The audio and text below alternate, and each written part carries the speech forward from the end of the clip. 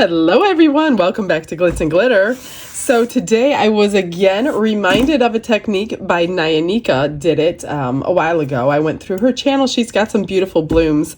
And I have tried this a long time ago and I can't remember the result, so I wanted to try it again.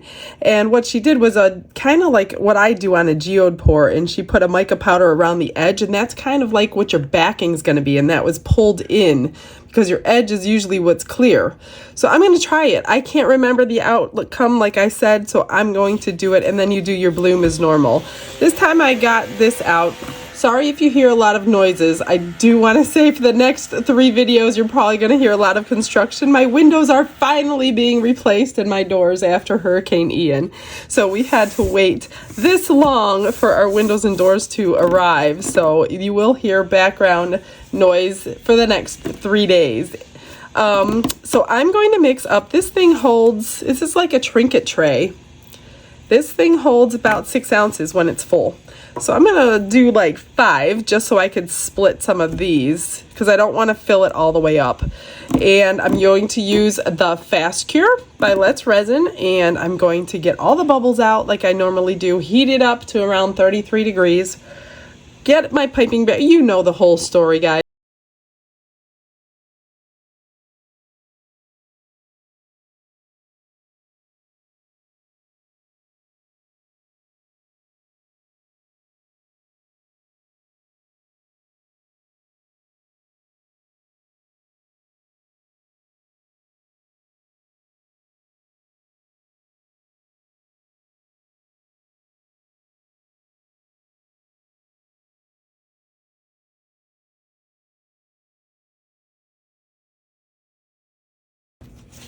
Okay, it is time to split this up.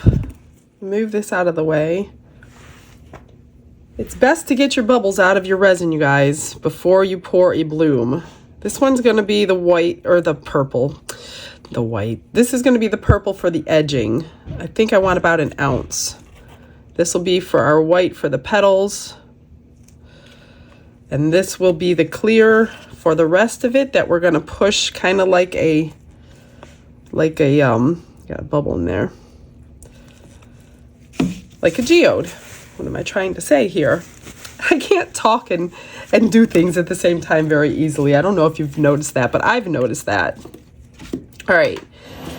Oh, look, I have never used this one before. This is called Dark Purple Color Shift Powder. Oh, that's even better. A color shift one. I thought I used most of these. Apparently not. I'm not going to do this over that. So I'm just going to get a nice decent amount so we can get the little striation effect that I want coming through the edges. Now mix your mica powders really, really good. You don't want any floating powder when you're doing something this pretty, if it's going to be pretty. I think I'm going to try something different on the petals if I can remember from this moment to the next moment that I said that. If you guys saw that tray I did not too long ago, that came out so pretty, and I pulled in the petals a little bit differently. And I think I'm going to try that on just a normal bloom and not like a tray style bloom. I hate these little tiny cups. I don't know why I use them to mix mica powder in. It's just terrible. I don't want to pour my clear in yet because I'm not ready. I'm not ready for this yet.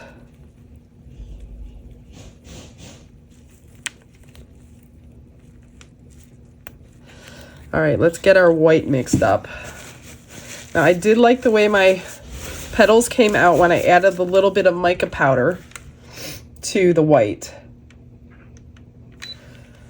And I'm running out of time. Let me pour this in. My temperature is about 34 degrees.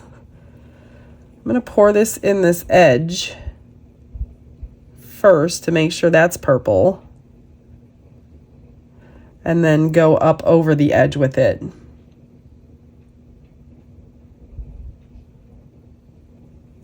As evenly as I can so it's not a little off balance or whatever you want to say.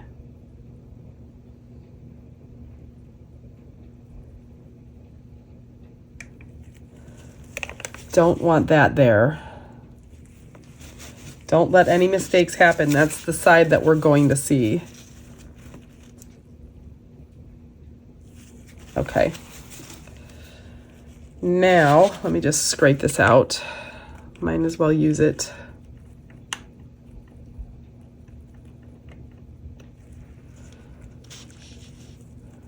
I kind of want it even all the way, so it's kind of even all the way. That's what I'm trying to say. All right. As you can tell, I'm still sick, you guys. I'm getting over it, though. Finally. This one took forever. Okay. Now I'm going to pour my clear in. Well, I don't want it to get much hotter than this, so it's going to cool down a little bit in here. I think it was at like 34 degrees. I don't have much room for a back coat. I probably shouldn't have used all that, but I did, so it's too late. Okay, what I'm gonna do, I'm gonna take the slightest amount of powder, like this, like super tiny amount. Put that in there, mix it up really well. And then I will add my pigment paste. I like mine more on the opaque side because I like thick, defined petals. If you want less defined petals, then go on the lighter side and they will be a little more transparent. All right. Usually it takes me about 2 drops to get to where I want. And I put my drops on my stick so I can control it if I do something wrong.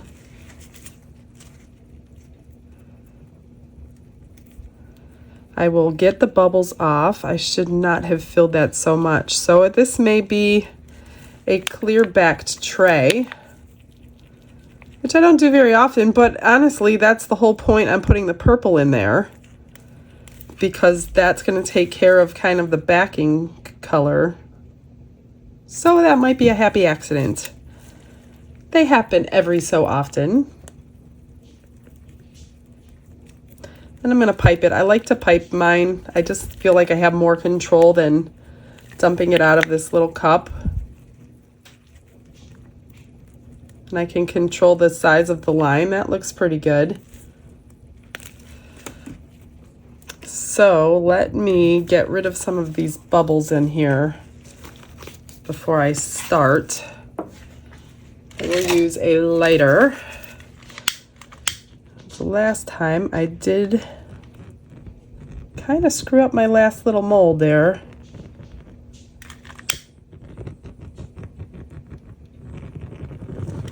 I see 2 little hairs that will hinder it.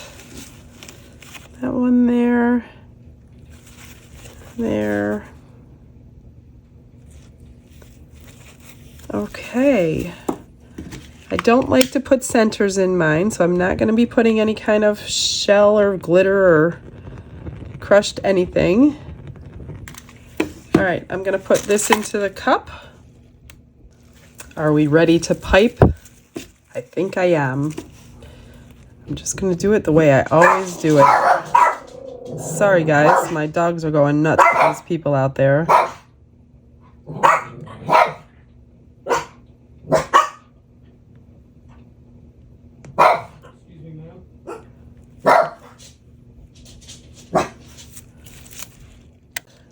Sorry about that, guys. I know I just got interrupted, so I might be getting interrupted a lot in the next couple days.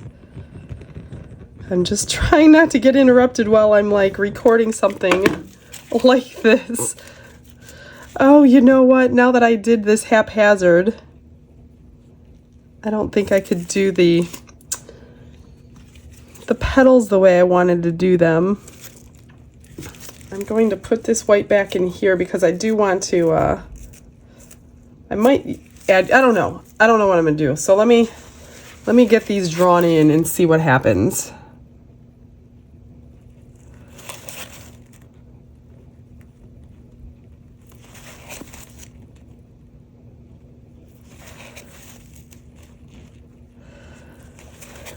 Might have to save my plan for the next flower because, I don't know, we'll see.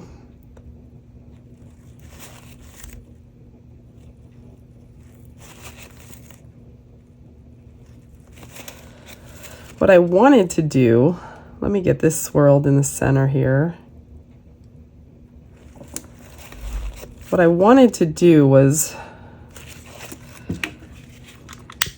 keep popping bubbles. That's what I want to do. See how that purple's going to fill in that clear part? I wanted to pull these in like this, but I don't know if I'm going to ruin my bloom.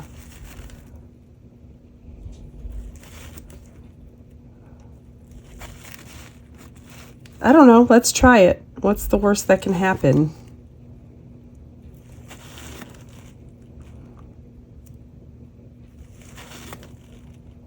Pulling in from the sides,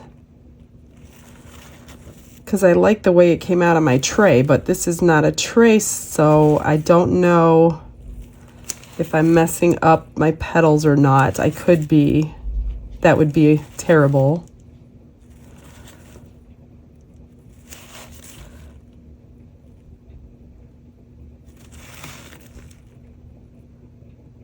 Maybe I'll just do one.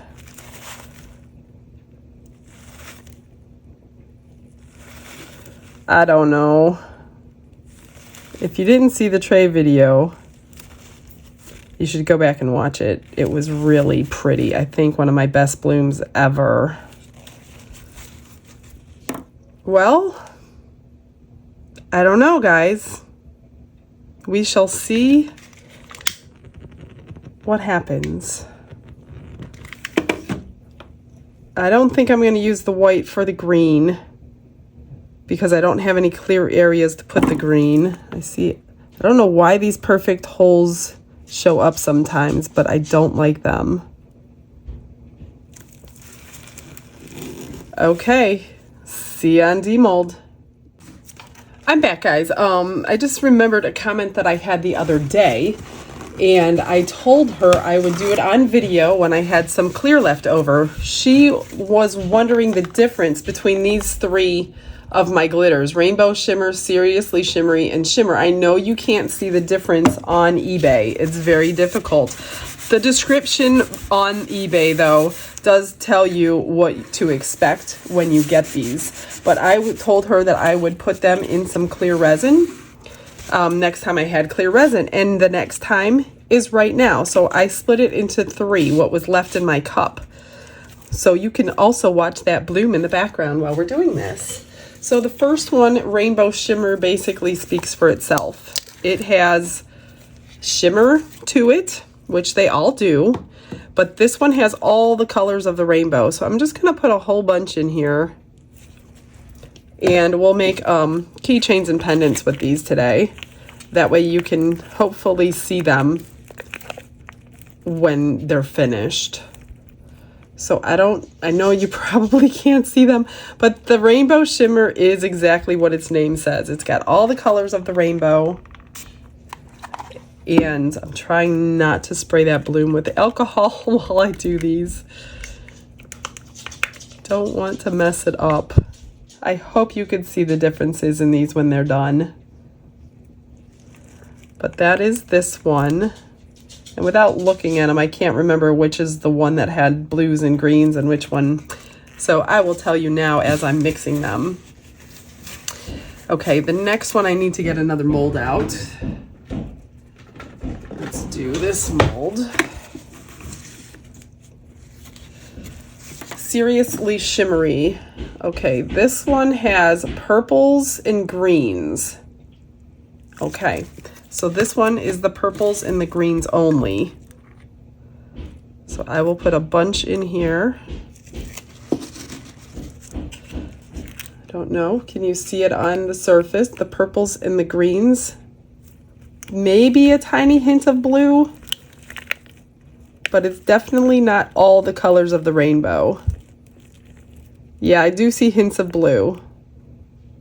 Purples, greens, and blues. That's what this one is. And this one again is called Seriously Shimmery.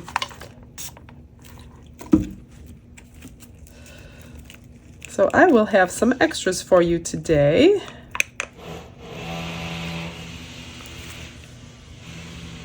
I'm trying to put enough in that the camera will pick it up later. And this stuff doesn't sink in your resin, so you wouldn't have to use Elmer's glue or anything. This is pretty good. I've never had a problem with it. It's fine glitter. Okay, so that is that one. And now I have one more called Shimmer, just Shimmer. And again, if you're buying these, look at the description box for the one that you need. So this one is greens and yellows. Let me pull.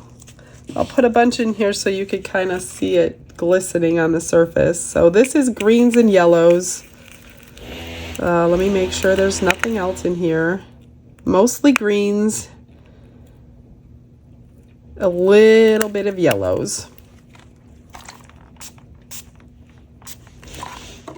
So I will pour that one in. So we'll have a couple of pendants and keychains to make today, and the other stuff I just mixed together.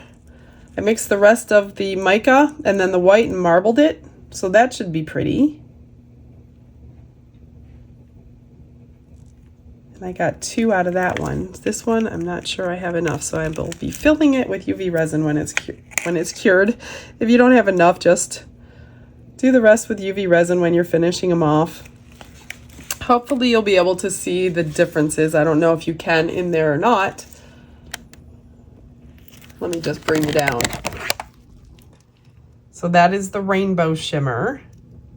See all the colors of the rainbow? This one's the greens and the yellows, mostly greens. And this one's the blues, the greens, a little hint of purple. And so far, the bloom is blooming. All right, BRB. It's cured, you guys. It's a good thing I didn't leave room for a back coat because I wouldn't have probably wanted a back coat, but look at the back. I wish this purple would have stayed more on the edges, but it's still around the rim I could see, so that is good. But let's show you the extras. I made 2 pendants with the purple and the white, which are reversible. So cute. I didn't want to put anything on them because I thought that the marbling was enough in itself. And here's the keychains. So this first one is the shimmer, and this one is the green and yellow shimmer. So I put the green little tassel with it. So I hope you could see good enough. This is just shimmer. That's what it's called. And then Seriously Shimmery is the blue and the green. I use this one a lot on beach scenes because it's just got the blue and the green in it. So that is really, really pretty. With the blue tassel, of course. And my rainbow shimmer, which has all the rainbow colors. I will mention, you know who you are. You're a jewelry maker, and you were cringing when I was putting together my loop. So I got the proper tools and I'm doing it the proper way. So I am now closing my jump rings the right way, so you don't have to freak out anymore. I thought that was funny, but I knew that was going to happen. All right, are you ready to unmold this? Let's see what we have. Hopefully it works and I can remember to use that technique more often when I don't want to back coat something. Are we ready? Oh, that is nice. So the petals came out different because I made them, I came in a little differently. You saw what I did, but I don't think it needs a back coat. A lot of the purple is behind the actual flower, but this rim looks really good with the purple. Let me see, what can I have? What do I have that's, well, let's just put the white behind it. And you can kind of see the purple that's there. I mean, you can always back coat it with white, but I don't think it's necessary, but the flower came out really good. I'm really happy with it. I really like those lines. Actually, if you would have done it in green, they would have looked like leaves coming from behind it. Those little striations. Let me know what you think. I'm glad that this rim got done though, because I didn't have to do 2 pours for that. So if you have a rim tray, that's a great way to do it. All right, guys, sorry for the short video, but hey, we learned a lot in a short period of time. I will see you guys tomorrow. Stick around for the last pictures. You all have a blessed day. Bye.